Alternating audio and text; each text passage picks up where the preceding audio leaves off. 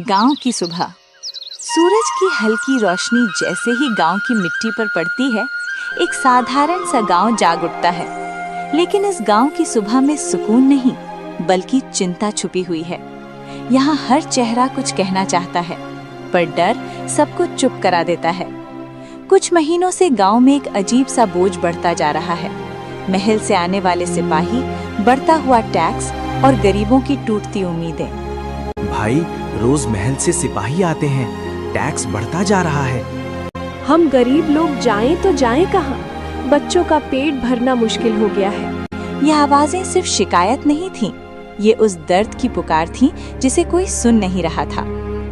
गांव के छोटे छोटे घरों के अंदर हालात और भी मुश्किल थे। टूटे बर्तन, खाली अनाज के डिब्बे और आंखों में डर। भगवान जाने आगे क्या होगा। अगर राजा तक बात पहुंचा पाते तो शायद कुछ बदल जाता। लेकिन सवाल ये था, राजा तक सच पहुंचेगा कैसे?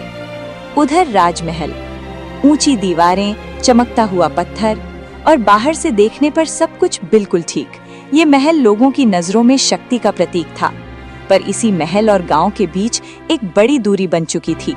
राजा साहब, गांव से फिर कुछ लोग मिलने आए हैं। उन्हें वापस भेज दो, मुझे अभी समय नहीं है। राजा को लगता था कि सब कुछ नियंत्रण में है, पर सच अक्सर महलों की दीवारों के बाहर छुपा रहता है। महल में शांति थी, लेकिन ये शांति सच्ची नहीं थी। कभी कभी शांति अनदेखे सच का नाम होती है। महाराज, क्या आपने सुना? गांव वाले परेशान हैं।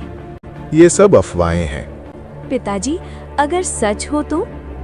राजकुमारी के सवाल में मासूमियत थी, और शायद वही सवाल सच्चाई के सबसे करीब था।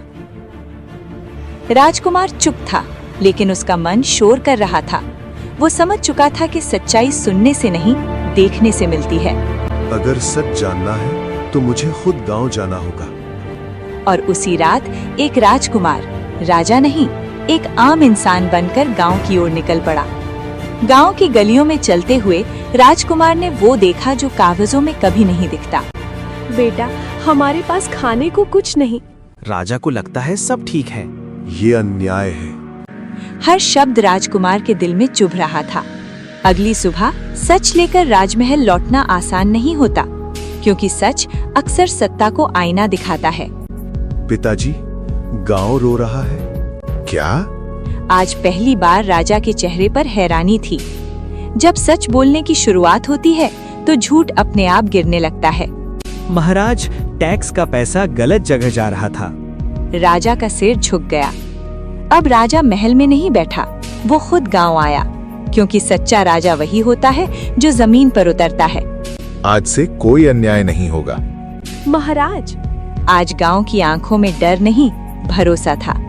ये कहानी सिर्फ एक राजा की नहीं, ये कहानी है उस सच की जो तब तक अधूरा रहता है जब तक उसे सुना न जाए।